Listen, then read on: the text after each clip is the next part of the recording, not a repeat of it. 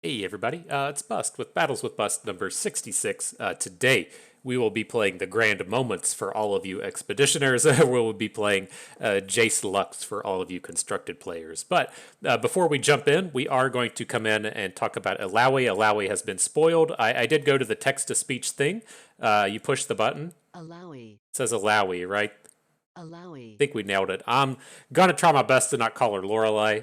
If you need some pop culture references to Lorelai, I did pull them up for you. There's the Fantastic Sticks song. I recommend you go and give that one a listen. It peaked at number 27 on the U.S. Billboard Hot 100 in 1976. I'm sure maybe one viewer was alive for the release of Lorelai, but fantastic song, Love Sticks. And then of course there are the fantastic Gilmore Girls. I talk about them on occasion because my wife watches this show all the time. These people are trash. They are garbage human beings. I don't know why anyone really enjoys this show. I think all the characters are horrible people. But one of the main characters, Lorelai Gilmore, there on the right, better known, at least in my opinion, from Bad Santa, right? If you love Billy Bob Thornton's Bad Santa, we watch it every year at Christmas time. It's fucking fantastic. Don't watch it with the kids, but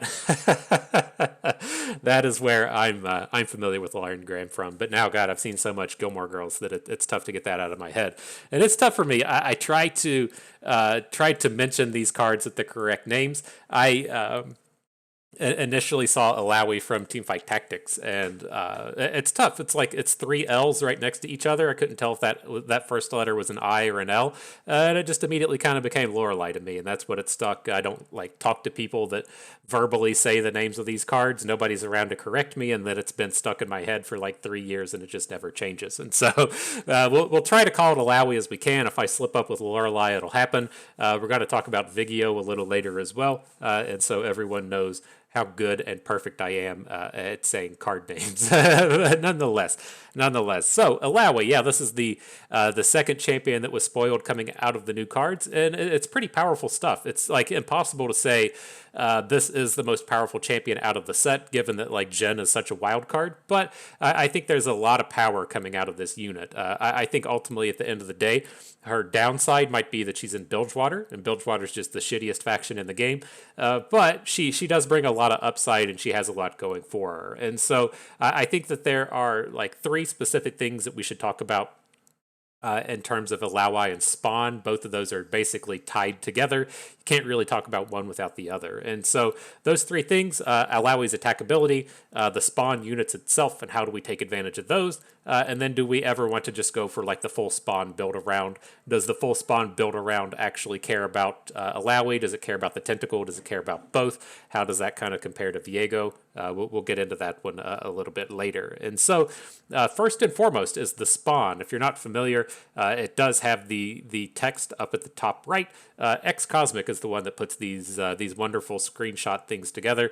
I do appreciate that Riot puts together the videos, but I don't want to watch a fucking 90-second video just to see all the cards. Why don't you just put something together like this? And so props to you, X Cosmic. He's been putting this together on Twitter for as long as I can remember, and we really appreciate it. But so Spawn, right? You summon the 1/1. If you already have one, you give it that amount of stats instead. And so all of these cards revolve around Spawn at its core. We're generating a unit, and so that gives us kind of a deck archetype build around kind of thing.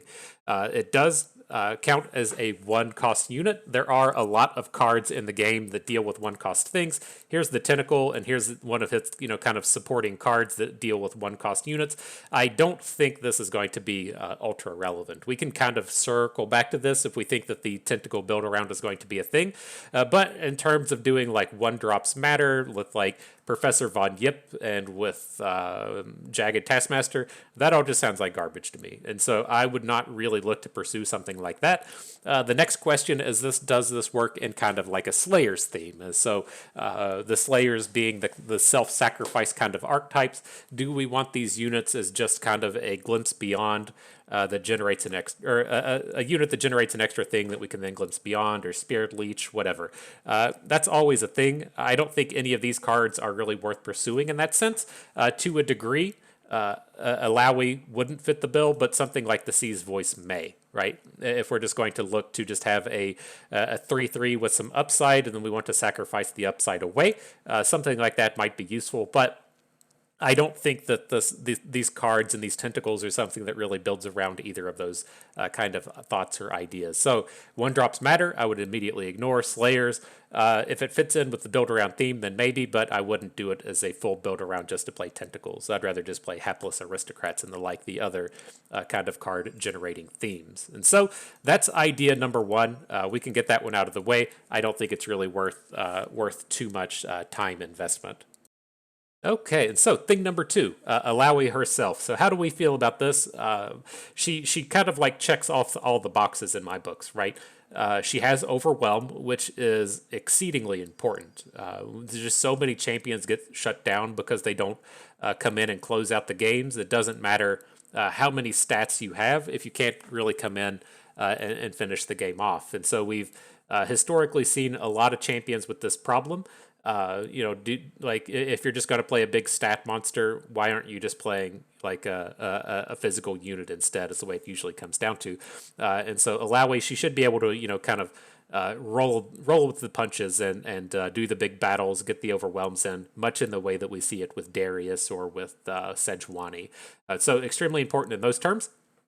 If she's able to attack, at the worst, she is an 11 stat 4-drop, which is a pretty good deal, right? She attacks. She's a 1/6. She generates, that's 7 stats. She generates the spawn. That's 2 more. And then the spawn, in turn, gives her the +1/+1, which is 2 more stats. And so if I did 7 + 2 + 2 correctly, that's 11. And that's a pretty good amount of stats, especially if we get this kind of pieced together with one of the other spawn cards. The spawn cards on her like reveal weren't that good in my opinion, but some of these other ones are. I still feel like the big one is going to be the C's Voice. A 3/3 for 3 is pretty good stat wise, and if we combine this with Illaoi to where we put the spawn on board and then make her attack, that's with a 2/2 spawn. So we have the 2/2 spawn, the 3/3, the C's Voice, and then with Illaoi getting +2/+2, she would then be a 3/8 with nothing at that point in the game can really deal with those stats. And so at the minimum, I think these kind of things are all okay. This is to where I kind of I think things kind of stop in terms of comparisons with her and Viego, right? We can play the C's Voice. This is a reasonable stat card. With her, you're probably looking to play things like the Eye of Nagakaboros. God, they made so many fucking cards I just can't pronounce. But the Eye of Nagakaboros could be pretty reasonable on its own. And then the Tentacle Smash is pretty reasonable on its own as well. And so there are just this kind of like collection of cards that you're free to play. To where if she just grows even just a little bit, then you have a pretty reasonably statted unit. I think that like 3 attack is the important place to be. You want a little bit more out of your champion than just being like this 3 attack overwhelmer, but it's not unreasonable to think that she couldn't be like a 5 or a 6 attack pretty commonly and pretty regularly. And so the downside to all of this chit chat, though, she's really strong on the attack, but as we see with a lot of the cards out of the support mechanic, she doesn't do shit on the blocking end. And so at least with like a lot of the champions, you're able to kind of like threaten blocks, right? So you play Jayce, you give Jayce quick attack, your opponent can't interact with him positively on the attack, but then on the swing back, your opponent has to be like, well, I'm not going to attack with this 3/3 because it's just going to get value blocked by Jayce, right? And so the same thing doesn't apply with Illaoi. They just see the 1/6 on the board and they say, LOL, here comes the squad. And so she can at least kind of like technically block, given that she has so many stats and she kind of does some self-heal with her attack. But that's one of the things that does bring me some worry. You tend to really need to be in aggressive decks when you game flow like this, to where you're good on the attack, bad on defense. And I'm not sure how well that really stacks up with this engine mechanic in the spawn, right? You're trying to play a spawn and have it grow and play another card and have it grow and play another card and have it grow. That turn after turn after turn slow build doesn't really play well with aggressive strategies. And so that's the thing that kind of like worries me. She's bad on defense, good on offense in an engine deck, but if we want to like take the next step of this and think about how we take advantage of her as a champion, some of these attack abilities are quite strong. And so if we're using Illaoi with things like Cataclysm to get the free attack, that's a big mountain of overwhelming stats that you have coming at your opponent. If we're using her with things like Golden Aegis, or kind of interestingly, if we're using her with Relentless Pursuit to give something +1/+1. So if you Relentless Pursuit on the tentacle, then she attacks, and then she's going to get that bonus as well. All of these are extremely powerful ways to come out and take advantage of her. And so we've seen some other ways to get free attacks, whether or not that's things coming out of Noxus. All of these things are quite powerful and quite strong, and do lead me to believe that she could be kind of useful outside of just the full spawn build around. And so we'll see. I'm kind of curious in those terms how that plays out, but I do have my worries in the kind of deck selection that she'll be able to enter in, given that she's so bad on defense. Then, the last thing I wanted to talk about with these is just the full spawn build around in general. And I think that there's kind of a couple things that we have to think about that, right? First is like, how good is it when it goes right? And it's pretty good. If we say play Answered Prayer here on turn 2. So this is the thing that's going to put a 2/2 spawn on the board. I'm going to ignore this thing. Like Watchful Idol seems just like pure garbage. Like maybe spawn on its own is just good enough to do, but I'm not a huge fan of these do nothing cards that just generate the spawns. And so it just, in my opinion, runs into like too many turns to where it gets the spawn and then it just gets hooked by a Petricite Broadwing or something. That's just like very easy for your opponent to interact with this thing. And if you're not getting the full 3 spawns of value, it's probably not worthwhile. And so I'm going to ignore that one. But if you play something like Answered Prayer to make the 2/2 on turn 2, you play the Sea's Voice on turn 3. So now you have a 3 attack spawn, and then you attack with Illaoi on turn 4. That's going to give you the 4/4 spawn, which should be tough to deal with. It's going to make her a 5/10, which your opponent's definitely not dealing with, and then you still have the pretty relevant 3/3 on the board. And so, like in those terms, that's pretty good. But I think you have to like stop and ask yourself, like, how good is this if we don't have Illaoi? Right, so if we play the Answered Prayer on turn 2, sure, we did it. If we play the Sea's Voice on turn 3, great, we have a 3/3 and a 3/3 for 2 cards. That's like not quite worth it, and so it's kind of like tough to assess and tough to assemble without running out here and kind of like tooling around with some of these cards.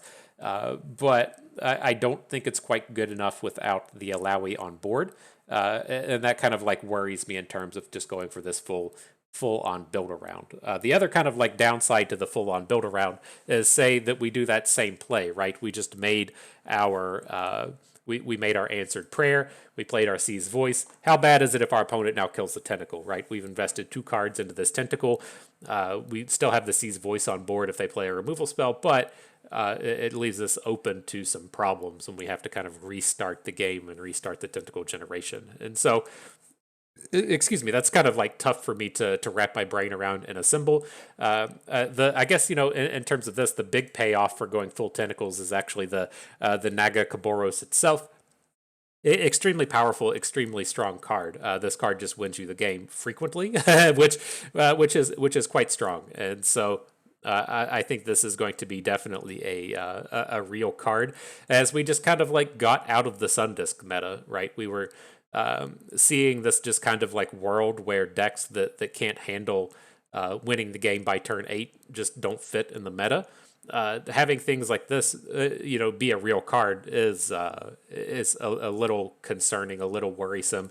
If we're, say, like pairing this off even with like Shurima and playing the counter spells and then the ways to just draw Illaoi with the Rite of Passing or whatever it's called, you can run into some really powerful plays and some pretty realistic expectations that if you're able to drop this unit on turn 8, then you just win the game next turn. You don't even need the attack token, right? The Naga Kaboros Tantrum just gives you the free attack. And so a very powerful collection of cards. And so the way I kind of look at these and the way I kind of rank things is that is the one drop build around relevant? No. Is the Slayer's theme relevant? Incidentally, but not as a build around. Is Illaoi strong? Yes. What's the best way to take advantage of Illaoi? I think that's going to be a deck that is using rallies or free attacks, some kind of way to get her attacking multiple times in the same turn, because these gigantic overwhelms are just incredibly powerful. We've seen it with Pantheon, we've seen it with Darius, we've seen it pretty much all across the board. Somebody's going to take advantage of a big, well-statted overwhelm, and Illaoi fits the build there. Now, the thing that I'm kind of curious about and perhaps seeing as being good is the full tentacle build around. There's some potential for that. I'm a little worried about it because you can invest and get like a 6/6 tentacle and have it get vengeanced, and then your game plan's just done. But there are ways now to both protect your tentacles and help you draw your champions, and so could be a realistically powerful deck there. And so, good stuff. Interesting champion. I'm interested in giving this a go. We'll have to do some attacking with these overwhelms as soon as these cards are out. About a week away from now. Pretty cool. Always exciting times. And so, with that being that, we can put Lorelei away, and we can come back to the deck we'll be playing today. And so, yeah, this is, I guess you expeditioners could consider this the Grand Moments. If you're not familiar with that, Grand Moments was the Lux Heimerdinger deck in Expedition centered on casting 6-cost spells. Jayce, you expeditioners will not be familiar with. He never made his way into the format. And so I can assure you he's good. He's a reasonably powerful champion, and he works well here. And so the Grand Moments deck, as we see it here, this is a big kind of engine deck, if you will. We were talking about Illaoi being an engine deck, trying to build up the tentacle and build on the things already on the board. That's what this deck is trying to do as well. And so it's just trying to play some dudes in the early game. You can get some early game board control with the likes of the Mage Seeker Persuader and the Petricite Broadwing. Have lots of early game value with the Pharaoh's Fancier and the Vanguard Sergeant. But we're not trying to be aggressive. We're not trying to come out here and make a lot of trades. We are trying to find a choice turn to play a 6-cost spell. The 6-cost spells that we're playing today are Back-to-Back, Assembly Line, and Shock Blast, and then that will activate the rest of our deck. And so ideally, kind of the way that the game's flows will go is we'll just put a bunch of dudes on board. We'll play a 4 Demacia off of the Vanguard Sergeant. That's going to boost all of our dudes for a really good attack, and then activate our Lux, and then with a second one, it will activate our Jayce. And so once both of these champions are online, the game is typically just done. Most of the time, if you're able to flip a Lux and have her sit around on the board, she'll just win the game. And the same thing applies to Jayce. If you flip a Jayce, you cast Shock Blast twice, you've probably won. You cast Assembly Line twice, you've probably won. You cast Vanguard Sergeant twice, you've probably won. And so this is the kind of like sequencing we're looking to build up to. We want to get some board presence, but not trade everything away. We want to cast a big spell to activate everything, and then we just need a little bit more time once we've done the activate everything big spell to get a champion on board and start really churning through their level 2 abilities. And so, that is that. This deck does have some weaknesses to it. It's pretty weak to the pure aggro decks of the format, like the piracy kind of things and the Elise-based decks. I think this was actually one of the more telling things. We can pull up the matchup table off Balco's site. I know it's tough to see.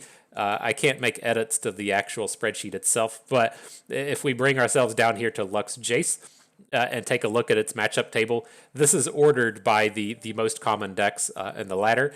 And so it's got Pirates negative matchup, Sundisk negative matchup, Trundlemere negative matchup, Mono Viego positive but barely, Yuumi Pantheon horrible matchup, Talia Ziggs horrible matchup as well. And so taking a deck like this, I'm really unsure why this deck is so popular. It's currently the guy in rank 1 in EU has been playing a lot of it, but the matchup table for this thing is abysmally bad, right? If you're just wanting to beat Mono Viego, then you could do a lot better, but it's a powerful set of abilities, and its kind of tail end of its matchup table is pretty good. And so we'll see how the cards fall. It's one of these weird spots as to where I kind of feel like at the dumpster end of the meta where we're at, it should actually be pretty good as we play against a bunch of off-meta decks. If you're like right in the middle of the grind, it's probably pretty bad. So if you're trying to jump from like Diamond 1 to Masters, or Platinum 1 to Diamond when you're typically just playing against on-meta decks all the time. It's probably not that good. But then once you get up to the top, it's like if you're at the very top or at the very bottom, it's probably a pretty strong choice. So we'll see. We'll see how this plays out. I'm excited to play it. Let's get this pulled up. And so before we dive in, you all know what we have to do. We have to go and pay the pay-to-win price. And this one was kind of interesting. There's like 3 or 4 cards in here we haven't turned premium yet, which was pretty telling since we played quite a bit of this stuff in Expedition. But I thought there was someone up here at the top I was interested in. There's the Mage Seeker Persuader. Who else do we have? We got any commons in here? Assembly Line's already leveled up. Back to Back is not. Shock Blast is not. And so you all know how we have to do it. If there's if the choice is there between a card generator, we take it. After that, we go for the units. And so Mage Seeker Persuader. Welcome, my dude. Are you guys on some kind of like Zorro mask? What is your deal? It's like got on like a gold Zorro mask. Where'd he go? Mage Seeker Persuader. What is that? I guess that's more of like a Phantom of the Opera. Zorro goes all the way across the face, if I'm right. But is he persuading? I guess he's persuading. This dude here to the right looks mad persuaded, and so I guess that makes sense to me. Oh shit! I pushed a button. What'd we do? Let's just not save it. Discard. That'll get us in the proper place. And all right, the grand moments are loaded up. Let's let the battles begin. Yeah, interesting stuff. Illaoi looking reasonably strong. I wanted to just like come out and say that she's like the strongest champion in the meta, or out of the new cards. But I mean, we've only seen one other champion, and who's to tell how good Jen actually is? It's such an unknown wild card to the game that we'll have to really give him a shot. But in terms of starting out games like this, I like the cheaper units, and I like the things like Mystic Shot. I don't like hanging on to our champions. They're just way too slow. Jayce, I feel like, is a bait. Yeah, I don't think you want to be starting your games off with Jayce. It's easy to say, like, oh, man, he's a 4/4. For 4, that's fairly cheap. We can get him going. I'm just not a huge fan of that. He's a little slow.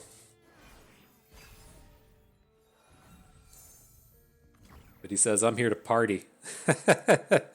All right, let's keep playing on curve. There's a reasonable chance that we can get a good attack in next turn with both of these Forged Chiefs, and then like the hook at the Broadwing. Like if he plays a 3/4 for 3, we can Broadwing and Mystic Shot while still generating all of this mana.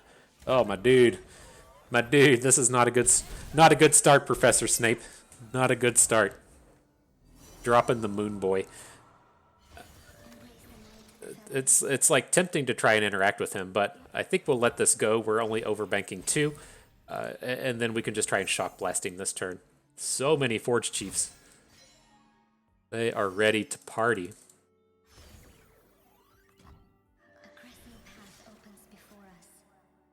Okay, let's play a card first, see what he does. He has a Nightfall in his hand. I'm pretty confident that that's going to mean that he has a Pale Cascade, but I want to go ahead and try and take this Aphelios off the board. Right, he hit the Nightfall with the Sky Shadow, so that we know that he has at least a Nightfall card in his hand. Could just be another Aphelios, but my inkling and my guess would be that it's probably a Pale Cascade.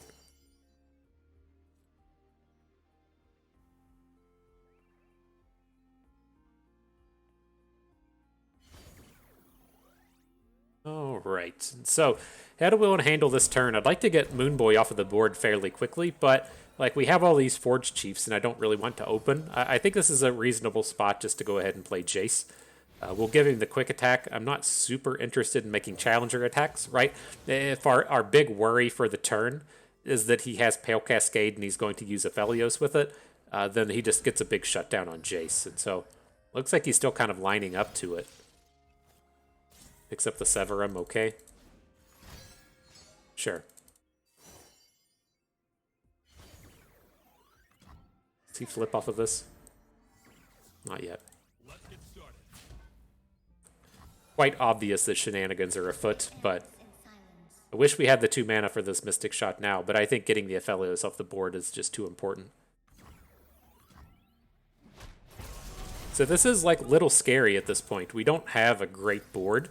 We need to kind of like pick up some of our top end here. Losing the Jayce, it doesn't quite count in my opinion as the top end we're looking for. But here the things start. Here we go. That gets us refilled quickly. Had to stop the peak. I was afraid our assembly line was going to get counterspelled. We should be good. All right. Comes a fancier. Huh. Is this the place for a glorious evolution? It's like we're already wide. It's like it's pretty tempting to take things like Unyielding Spirit to put on Lux, but A, we don't have Lux yet, and B, that's that doesn't really feel like it's a big game winner against dragons, right? And so I think we just go for the Glorious Evolution. Try to take advantage of our big board here. Second Moon Boy, jeez. Alright. Alright, dude.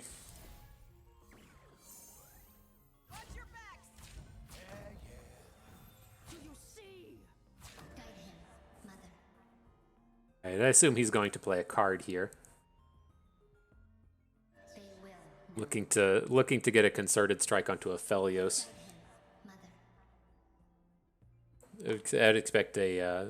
He's already played 2 sharp sights, but I'd expect something to come out. I guess he's got all 3.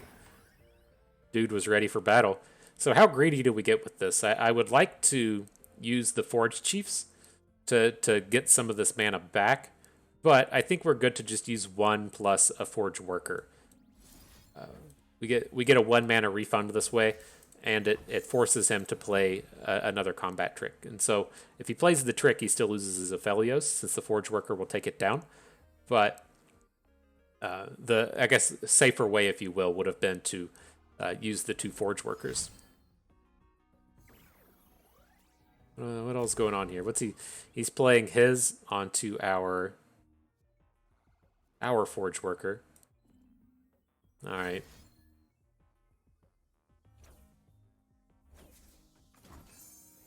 It would take this down before the day's done.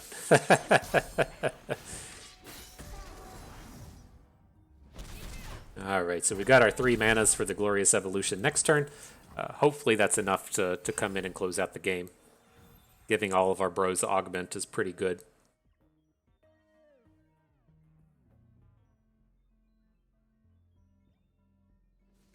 GG.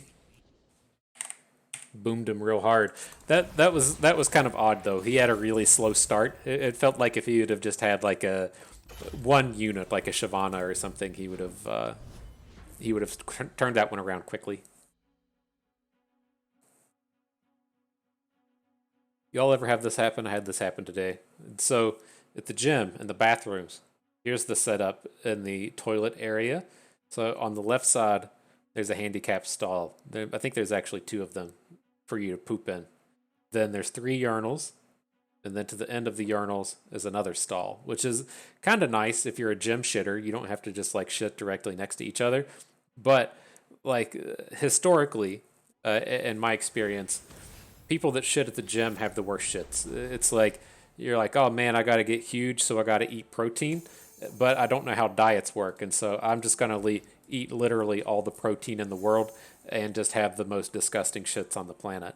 And so this morning there was like all 3 areas we're taking of just like dudes taking the nastiest shits. And they, standard like kind of common courtesy is you don't make eye contact with dudes at the urinals, but like this was appropriate. Like as us urinal goers were in there, they're just like, oh, this is bad. And you're kind of, taking a little peek at each other, just suffering together. You're saying it's worth it, my dude. This is worth the eye contact just to kind of communicate how bad this is right now.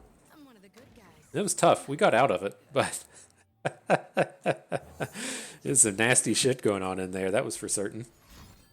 What's this? Quinbird? Okay. I knew this guy was like up to some kind of shenanigans. You don't usually play scouts and just go into turn 3 without a play. The Quinbird makes sense. You've been seeing more and more Quinbird these days. And so I'm not surprised to see that come down.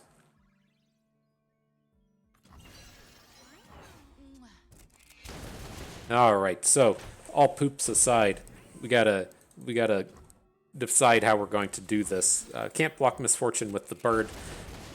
The question is going to be, do we want to just try and take her down with the Broadwing? We can get through his sharp sight with our sharp sight. I think that's the way to go about it. But let's drop a Vanguard Sergeant, since we'll still be on curve with this thing. And then if we don't have to play it and we get to bank into having 6 mana next turn, that'll be pretty choice. So again, I think he's going to sharp sight. Ours will be better because we have Formidable. And this should be enough to take her down.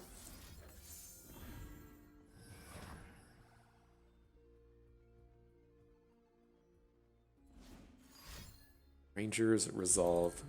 Sure. Okay. I'd take a peek. He's playing Garen. We haven't been doing too much scouting these days. It's a little unfortunate. Let's see, if he's got Quinn, this is a real pain in the dick. We picked up the Concerted Strike, which is a lifesaver. We can't have this Misfortune flip. Yeah, he just has the full combo. Must be nice, as people say.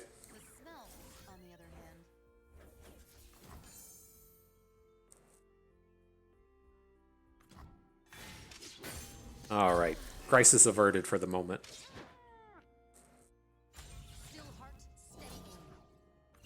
Okay, we got to take some booms though. We don't have a great answer to this Quinn. I think we can block her on the second attack. It gives us some options in terms of killing her next turn if we want to use a Shock Blast. Our hand is just incredibly awkward here. I don't think we can play it next turn. I think we're kind of like stuck playing the Persuader and playing a defensive Jayce. Like we could have blocked and then put Jayce in front of that thing next turn, but I don't think that's quite where we want to be. I think I want to play a Challenger Jayce and just pass.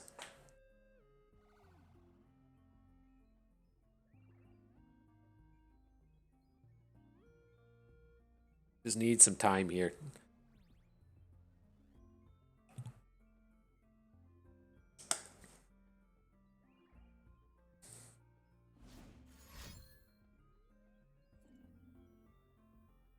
Spatio Tempo. Is Tempo Storm still a thing? Reynad's team? Like I knew, like I don't follow like super closely. I thought he like sponsored a fucking A. I thought he sponsored a Magic player. And then I know he had the so brutal. Then he had the what was it called? What was that game? The Blizzard game that was like League of Legends that they just threw away. Whatever that one was called. I thought he had a team for it. And then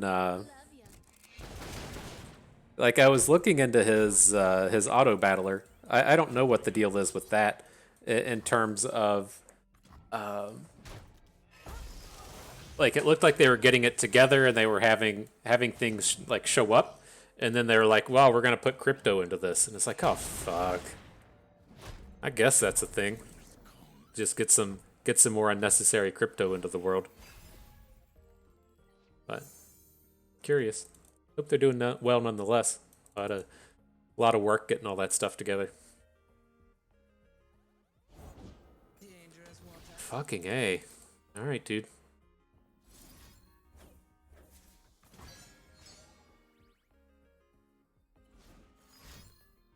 Alright. Well done. That's actually a pretty decent matchup. It's just you can't run into that. Just a slow draw into just actual everything, and so GG. Oh, Reynad, the saltiest of all the Hearthstoners.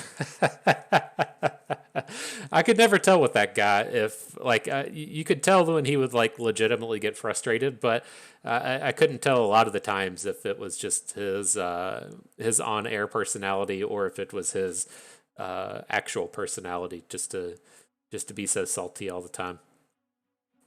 I get like a lot of that. It's tough for to just be like be streaming in general as a career. You gotta put up with a lot of shit, but just having like so much be on the line in terms of tournaments and having your livelihood at stake in terms of tournament winnings and the tournament prize pools being so top heavy that the RNG monster is a real serious problem for those dudes. Like even with the seasonals, I don't remember what the payouts were for seasonals, but it was something like 10 grand to first and 3 grand to second, and that's just like such a massive difference in a massive difference in payout. Here, we're going to double up on the Persuaders next turn. We can play Assembly Line here. This will be our 6th cost spell to get things activated. Then on the next turn, we can play the double 4/3s. The perk of all this is it plays around the 2 damage AoEs quite well.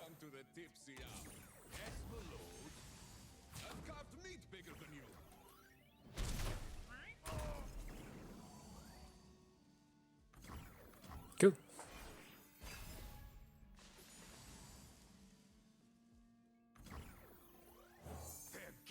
Big dude number 1. He's ready for some persuading. Maybe you could persuade the forge worker to put on a shirt. Maybe. If I was built like this, I would never wear a fucking shirt. Let's be real, you know? This guy in the back knows. Look at him looking at bro lovingly. He says, I could tell you're so chiseled, my dude. You're so chiseled, assembly worker. I definitely want to be a part of that.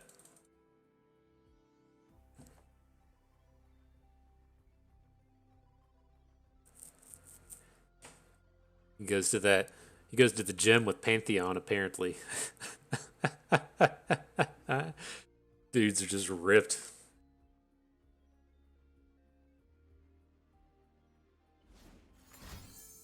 Wow, that can't feel good. I wonder if he's going to have another Vengeance in his hand. If this is his angle to Vengeance just a 4/3. Like, I was kind of interested in just playing Lux next turn. But if we're going to play Lux into a Vengeance, that doesn't feel as good. Let's switch over and just go to the Vanguard Sergeant. And then depending on how they respond, we have a Sharp Sight for something, or we have a Ferrous Fancier.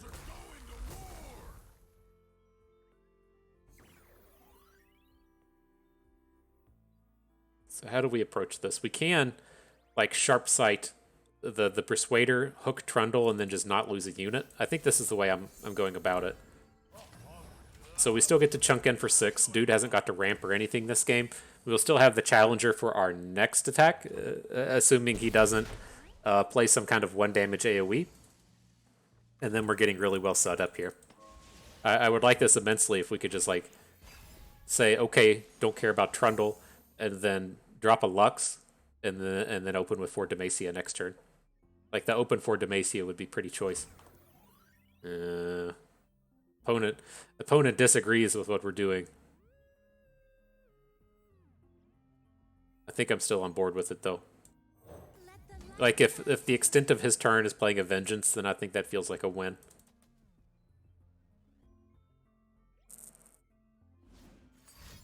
Oh, choice.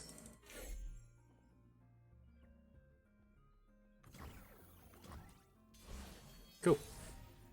We have the mana to drop a Broadwing or something, but I want to just ensure that things happen. I want to get this Lux. I want to get the spell down. I want to get the final spark in hand.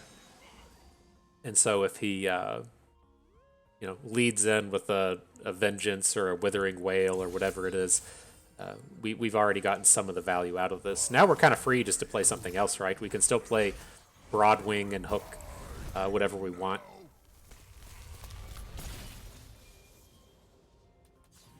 Pretty close to lethal in this turn.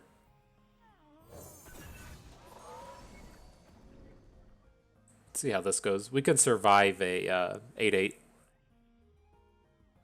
The 3 damage AoE bro, whatever he's called. Buried in the ice is a fucking problem, though. I need a proper emote. Selfies. Alright.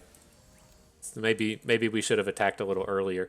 Now, the thing with the Frozen Tombs, our units come back with all those stats. So it's like the 4 Demacia... Oh, we didn't play our Final Spark. But the 4 Demacia still happens, right? They come back next turn and just grow. Assuming we make it that far at this point.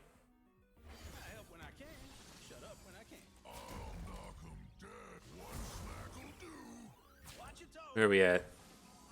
We're going to get Atrocity out of this. That was a little sloppy.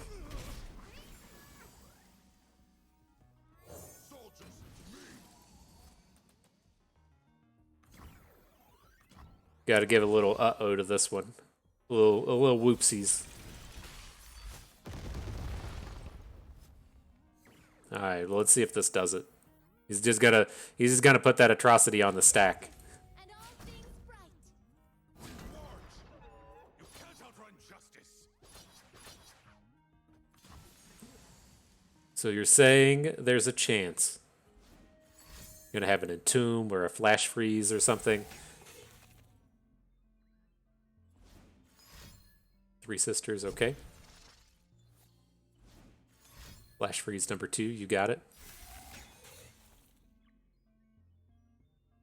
Well, we're not getting Atrocity, so that makes me feel a little bit better.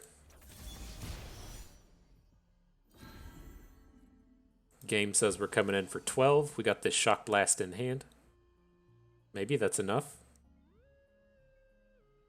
Perhaps, I say.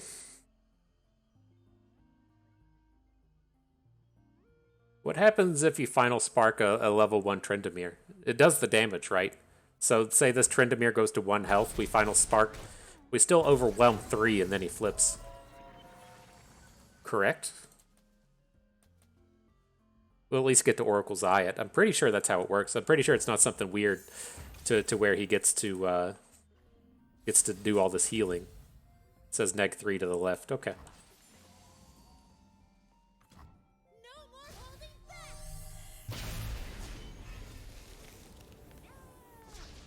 Okay.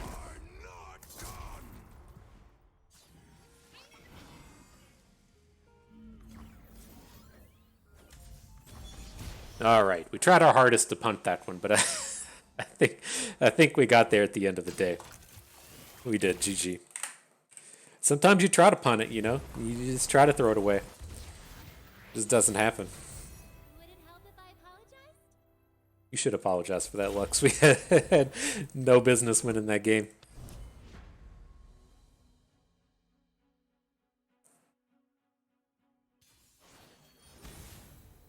And the darkness.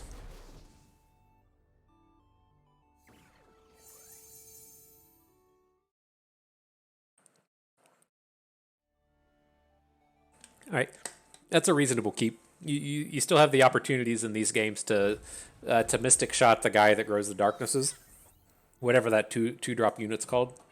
And so we're not going to get the opportunity to go about it the cool way with the Mystic Shot since we're on the. Oh no, we're on the odd attacks. That's right. Should have looked at those attack tokens. Everybody on Reddit bitching about all the swords and shields. We needed more. Can't even figure out whose turn it is to attack. It's sitting up here in Masters.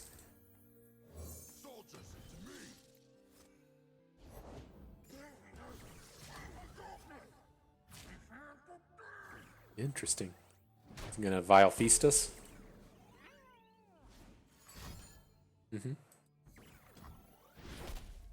You got it, my dude.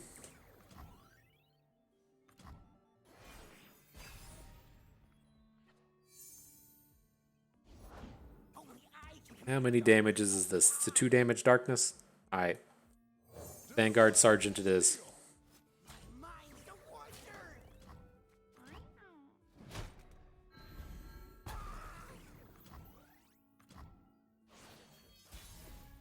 Alright, let's get some dudes on the board. I don't think we want to go for assembly line this turn. It's like we don't have any challengers, and so it's like I'm pretty interested in just protecting this Vanguard Sergeant. So I'm going to go with the Bright Steel, just to go ahead and put a barrier on him. Like, he did pass with 2 mana, so if he has a Pokey Stick or whatever, he probably would have just already played it. But I like giving him a little bit of protection. Get a Fancier down. Leaning towards Remembrance just to get the dude on board. Don't need a ton of back-to-backs. Redoubled Valor I don't think we'll ever need. And then I don't think it's going to happen, but if he manages to kill off all of our units this turn, we can get the Remembrance down. I think we're going to be 1 mana short. But we're not going to save mana for Remembrance. We got to just go ahead and go ahead and slam in the squad. Get those damages done. More back-to-backs. You could say I got a life with. Don't have a great answer to Senna. I'm just trying to envision this world where we get a good remembrance. I mean, we could just go ahead and drop it. We don't have to worry about the mana that much. It's not going to build up too much here. And then if we hit like Challenger Dragon or something, we might have an interesting decision. Nope.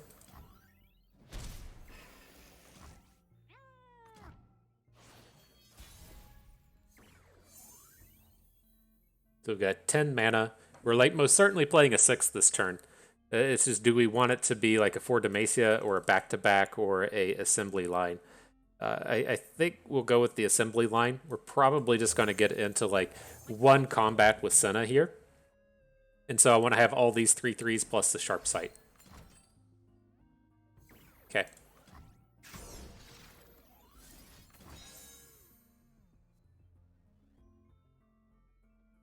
Senna has not achieved any slays. So we can't attack with the Vanguard Sergeant. I want to get the values out of him if we can when we have these 4 Demacias in hand. So we'll let him sit back, attack with everybody else. I don't think he ever blocks with Senna.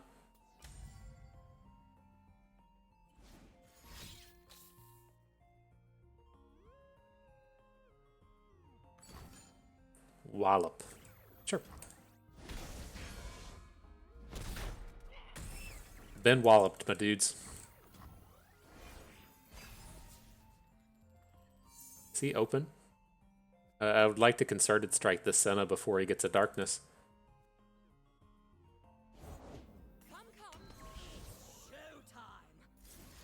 Now, my worry here is what happens if he has a Vengeance. And I think it's fine. I'm gonna, if we need to sharp sight a unit, I want to sharp sight this Forge Worker so it heals.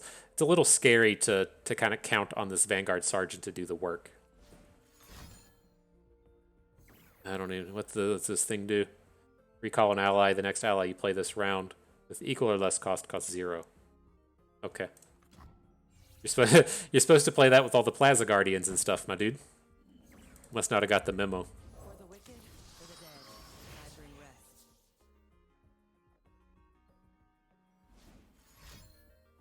rest. Oh, he's wanting to. You don't. Well, I guess you want to get the extra darkness is why you would play this now. Now, if he attacks with Senna, we can kill her in combat with the sharp sight. You gonna bring that greed into us, my dude? No.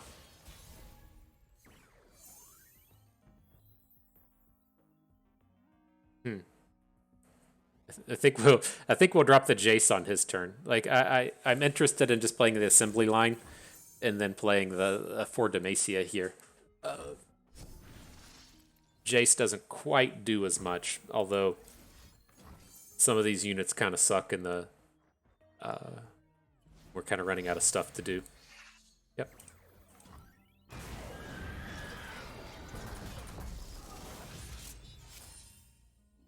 Well, the 4 Demacia happened. It resolved. All right, we're counting on you, Jayce. You gotta do the work. This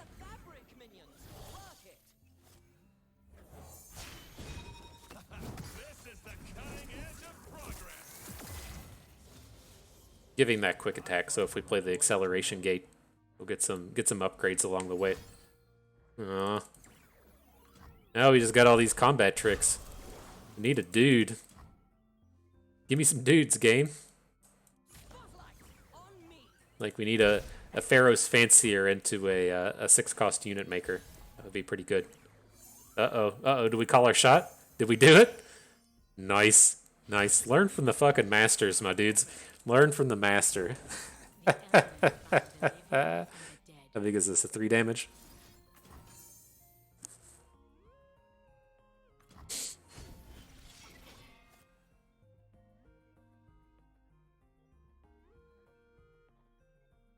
Feels good, my dudes. Feels good.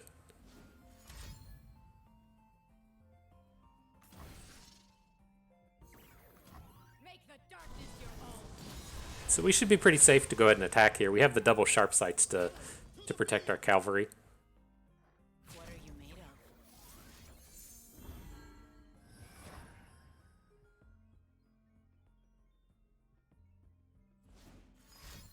of? Stress defense. Okay. Sure. Did you all learn from the master there? Yeah, that's the way you do stuff. Just fucking get it done.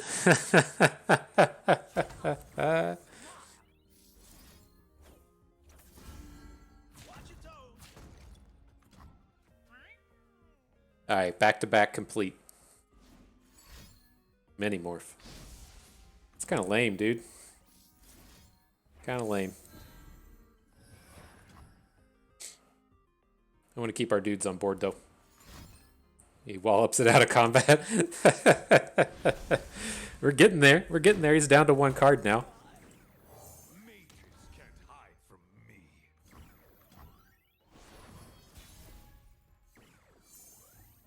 Okay. Let's get to work. Let's get that 4 Demacia going. Give me your marrows, creatures of doom.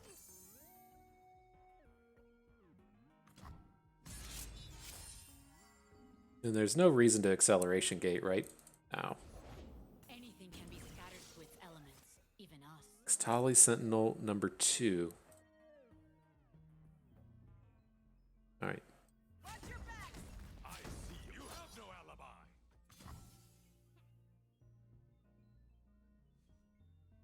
I just don't feel like giving our board the 2-0 quick attack doesn't feel ultra necessary.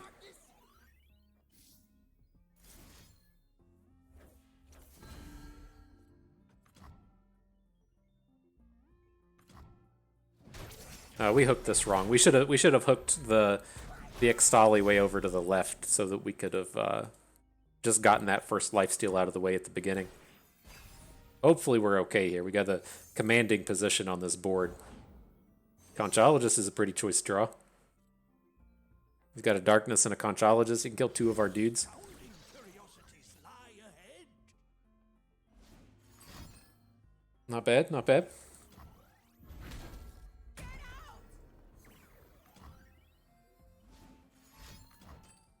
Okay.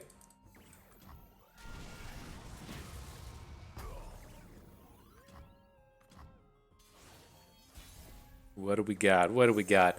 Fancier, perfect. I don't think any of these cards win it, but the True Shot Barrage should do some killing. Kind of want the Glorious Evolution, but this will be fine.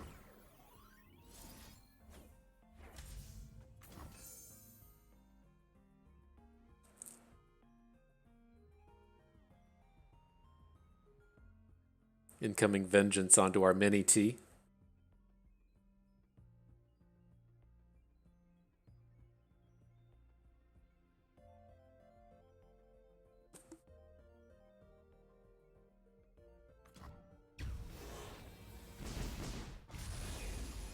All right, it's combat time. Mist's Call. Ugh. All right. Well, I'm not gonna spend a beam on this. It's just too important. If he draws a Vagar or draws a Senna or something, we need to be able to kill the unit. So we can come in for 5. I assume he's just gonna trade for a fancier. He's playing Mist Call and playing Transposition. I thought I've seen like the Mist Call before.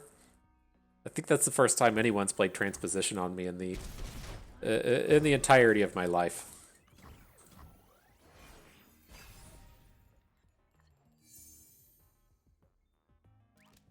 Uh-oh. Time for an emote. Oh, fuck. F. That's awesome. Okay. So we'll take 4 from the Rekindler. And we're just going to need to get a good acceleration gate. It is nice. Well, I guess it's not awesome with the Broadwing. Doesn't boost the attack in the right direction. Shock Blast is kind of useful.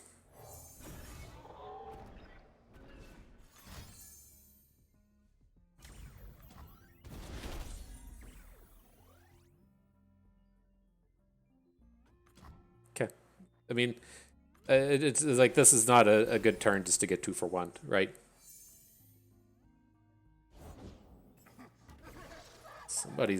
Somebody's out here drawing all the hits though.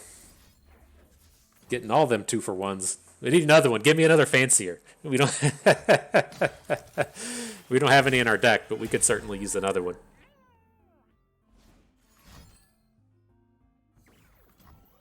Okay. Let's just go ahead and get this out of the way. No need to let him draw another missed call before we Mystic Shot the Rekindler.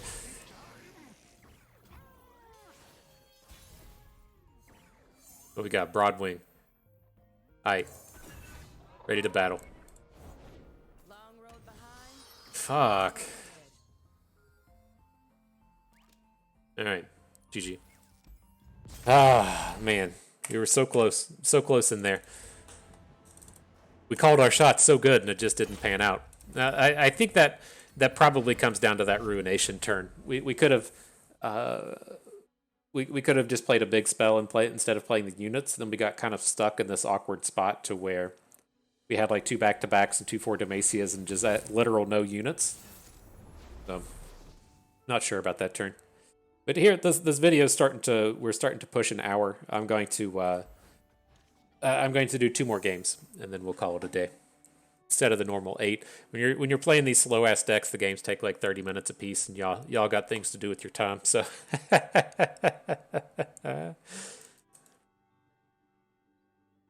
man, do y'all ever have this happen? So there's a collection of movies that I get that I just intend to not watch with the family, right? Partially because a lot of these movies just are inappropriate for children. The other partially, my wife doesn't like violent movies. That's fine.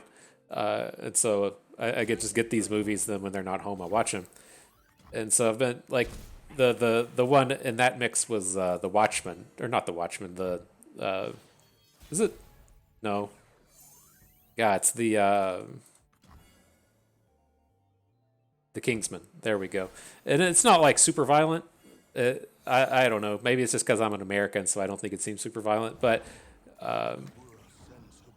the wife typically doesn't want to watch that stuff. That's fine. So that was like what I was watching yesterday. She wasn't home, and like through bits and pieces of it, they came back while I was watching it, and then they just keep asking me to explain the plot. And I was like, if you don't want to watch it, that's fine.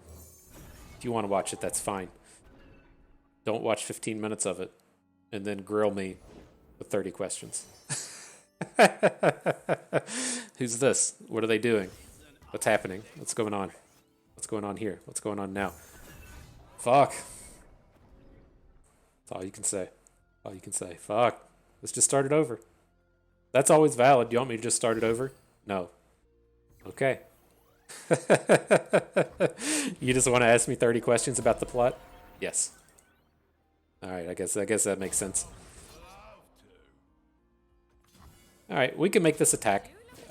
We're looking to get in this spot again to where the Sentinel is going to be annoying next turn. I'm okay with just taking 5 from it, but ideally we should be able to get a Lux down and then generate a final spark on the follow-up turn with the assembly line and answer this nicely.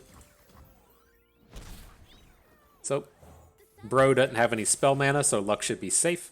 And then we get to open with the assembly line, drop the final spark on the Buru Sentinel.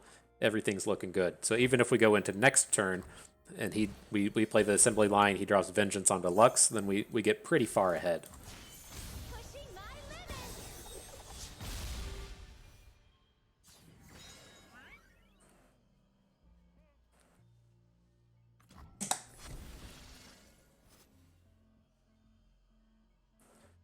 It's pretty good though. Like I've been a big fan of the Kingsman series.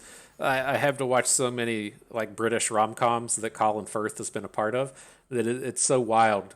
Just seeing him be such a badass. It's so wonderful and glorious whenever they take the dude that sits around in these shitty rom-coms, plays the same like the same character with social issues in every single fucking movie. And then he's like his normal self in this. It just comes out as all badass. So wonderful. So wonderful.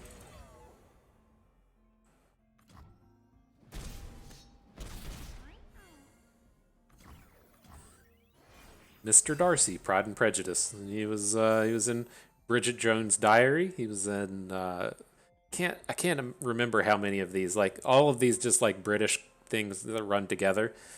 He's done the time as a duke, as a lord, king maybe. He was in the King's Speech. I don't remember that. I hated it. That movie was terrible. let me see if there's any of these others I can just roll through here quickly. All right, this is good. I want to see if he's going to invest a little bit more mana here, and then we can drop a big Jayce. He's invested the mana, that's for certain. I was hoping to get a big doubled Jayce card next turn. Not going to happen, but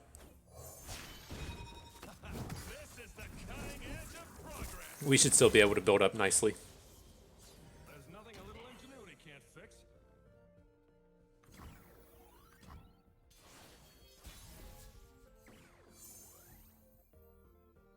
I mean, do we ever open with the four Demacia? It can't be right. Hey, show me that again. I think this is good though. Even if he like vengeances our Jayce right now, we get the double gates on our two bros down here. Mm-hmm.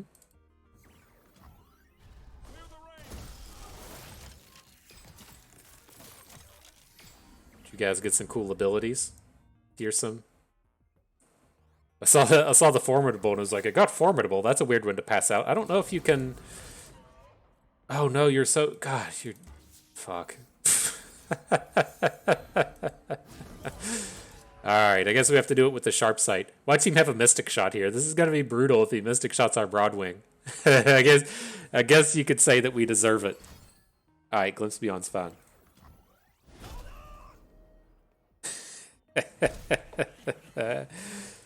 such a tiny Broadwing. Oh, that's only till the end of the turn? Shit. I thought the acceleration gate was forever. I guess that makes sense.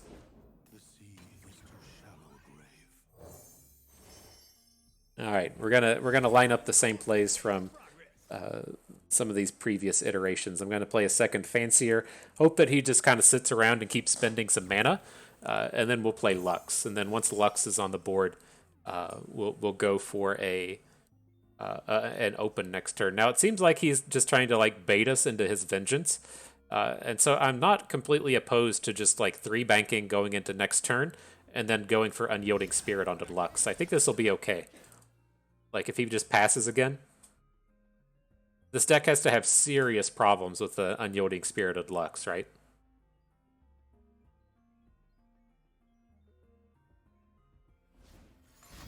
Let's be real. What deck doesn't? Okay.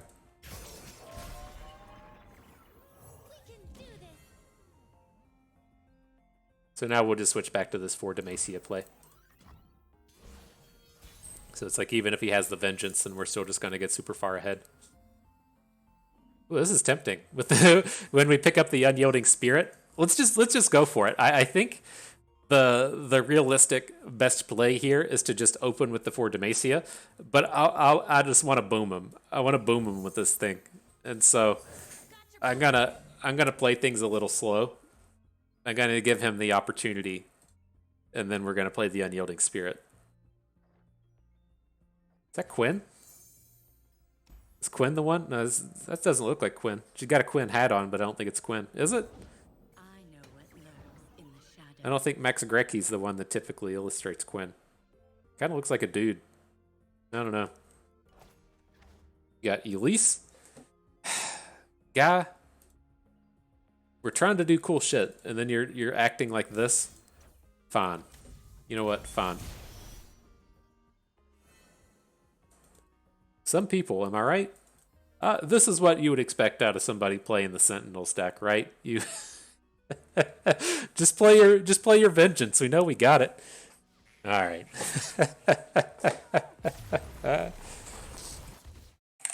Okay. Did we win? All right, well, this is going to be our last one. This will be our final battle for the day. If you're new to the show, we typically do 8, but some of these control decks and mid-rangey decks take forever, and so I like to keep the videos at around an hour. It's easier to pull off when you're playing aggro decks, but some of these slower ones need a little bit more time.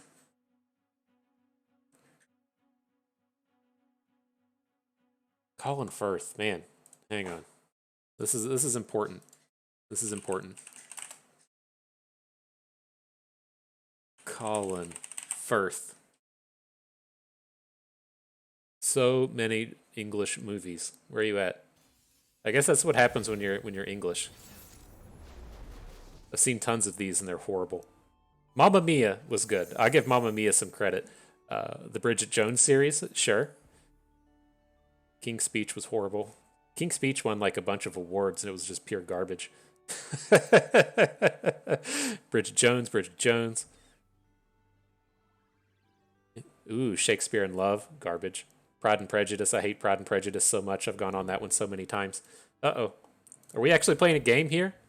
Hang on. let's get this back up. Let's get this back up. I thought he was in more. Maybe I just don't recognize these, or they all just bleed together. But, oh, Pride and Prejudice, Mr. Darcy. It's the worst. All right, what you got? He's got a lurker.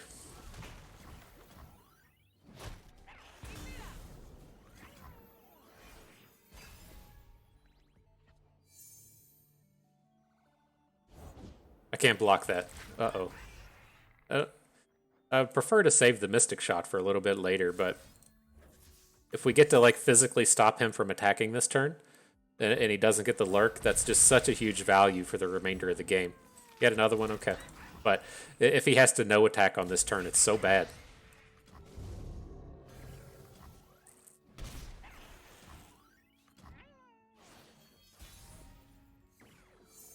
It's like, dude, I'm trying to give a lecture on the artistic merits of Colin Firth.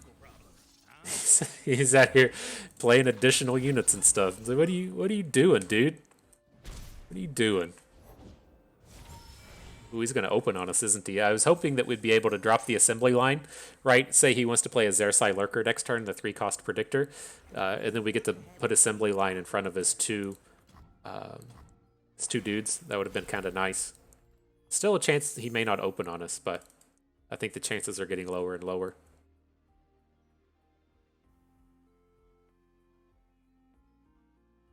I think these NNT people are the Brazilians. It used to suck so much for the Brazilians in terms of Magic, and like they just couldn't get anywhere. I remember seeing, like that was when Magic would pay out PTQs as like a. Do we want to play Jayce? Just it's the most mana efficient thing. If we bank one though, we can assembly line next turn. Let's go with the Vanguard Sergeant. It was like all they wanted to do was like play on the Pro Tour, and like apparently Brazil is gigantic, and so they would have close to like thousands of people show up to PTQs. I think I may be misremembering that portion, but they would have literal tons of those people turn up for this kind of thing, and then there was like the winner would get $250 and need a $2,000 plane ticket to travel wherever they're going. It was pretty abysmal for all those people. Very few broke out of that. Like Paulo broke out because he was so strong, but I don't think he was really based in Brazil for a large portion of that time. He was, of course, just good enough to make a living playing a children's card game. But for the more standard grinder, it's a little bit more challenging to pull off. And it was one of the Brazilian guys. He won Worlds. It was Carlos Romeo. There was a Worlds where the best deck was far and away Psychotog. If you aren't familiar with Psychotog, it was a 1/2 unit for 3 mana. You could discard a card to give it +1/+1. You could remove 2 cards from your graveyard to give it +1/+1. And the thing that you would ultimately pull off was you would play a card called Upheaval, as to where it returns everyone's cards to their hand. And so you would build up to like 10 or 12 mana or so, You would tap all of your mana. You would play Upheaval. That would return everything to people's hands. Then you would play a land, play a Psychotog, and then as the next turn progressed, you would get to just attack your opponent for like 40. And like he was the only one that like figured out the strategy at the whole event that you would play the mirror match and all you would counterspell was Psychotog or Upheaval. And so it was like really like against a lot of what here we can play 2 units, right? We could play Jayce Persuader. I think I want this Challenger Jayce plus a Persuader. You know, like your opponent plays a draw 3, and then you play a counter spell, or otherwise they get like so many cards ahead of you that you can't do anything, right? And so there was just always this kind of prevailing wisdom that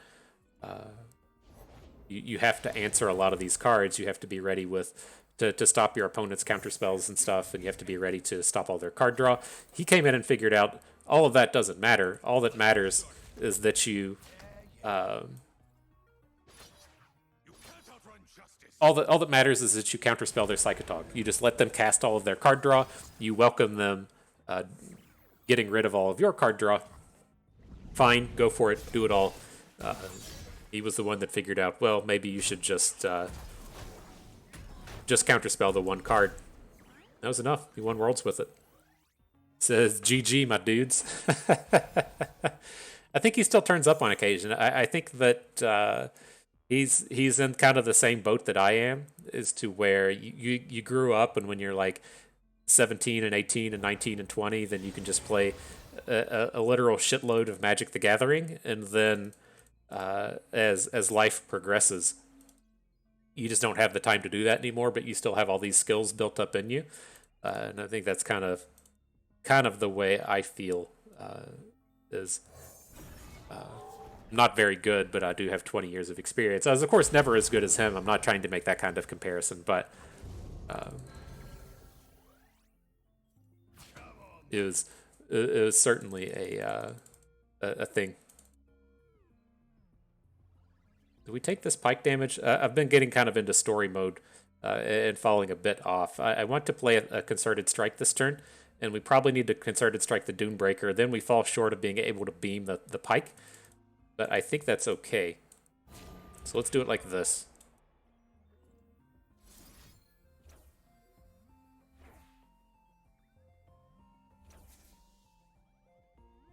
So we take 3 Overwhelm, 4 from pike, 7 in total. That's fine. Then we can follow up with the Forge Chef, and then we have good stuff for the next turn. Okay. Do we want to? Next turn we need 3 damage for pike, 6 damage for 4 or 6 mana for 4 Demacia, so we need 9 in total. We'll be okay. We got enough. Come on, people. Let's make tomorrow today. Okay.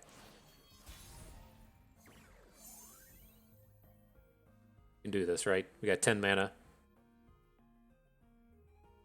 6 for the 4 Demacia, 3 for the Thermogenic Beam. Okay.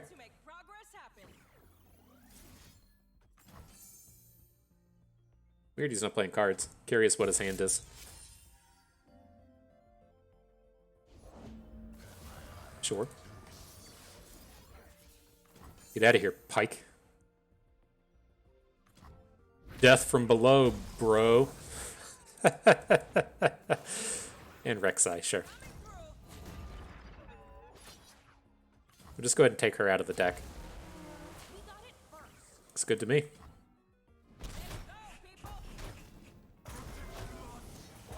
Like, that's one of the ways I guess we could lose, is if he predicts Rek'Sai to the top and makes something weird happen. I don't know. She's kind of far away from flipping, but that feels reasonable. I think we're good now. Get the Jayce and double gate next turn. Now that we know how the acceleration gate works. With the power of time, the possibilities are endless. Nothing beats field testing. We didn't even get to play it. GG, my dude. GG.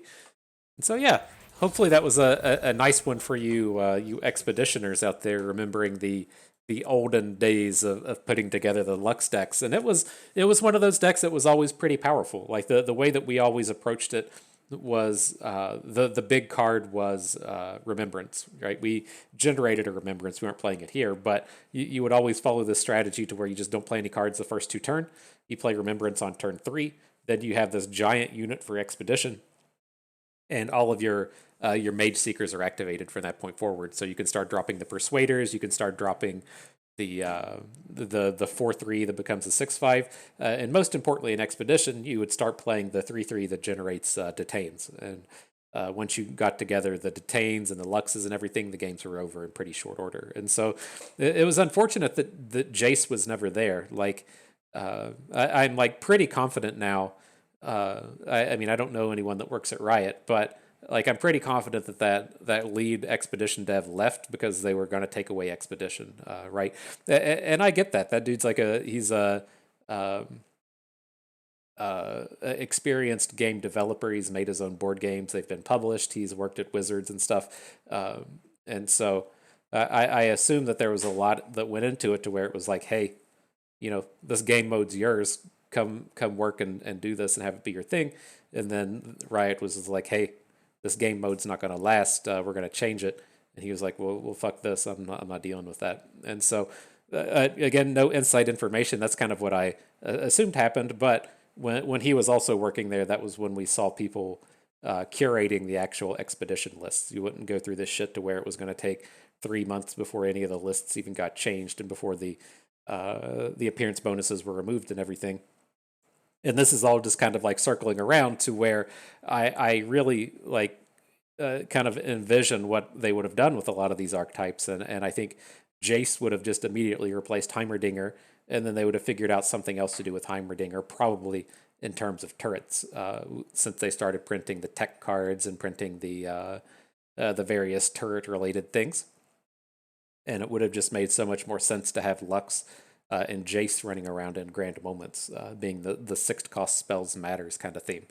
But it's not the way life worked out. It's not the way the story was told. And so Expedition's going away. Jayce didn't make it to Expedition. Grand Moments is Lux Heimerdinger since the get-go of the game. And kind of is what it is. And so back to this. In terms of being an actual deck, I have lots of fun with this. It's not just the nostalgia factor, but it's still a decent deck. And again, in terms of being a good ladder deck, it's up in the air. The matchups aren't terrible. And again, like the guy that's sitting number 1 at EU now has just been playing this deck for the past reasonable number of games. And so, it can be useful there. But again, do take it with a bit of grain of salt. We pulled up the matchup table on it. The matchups against the 6th most popular decks are terrible. And so if you are running into a lot of meta decks, you're really going to struggle. But as we saw here today, if you're just chilling out in the dumpster,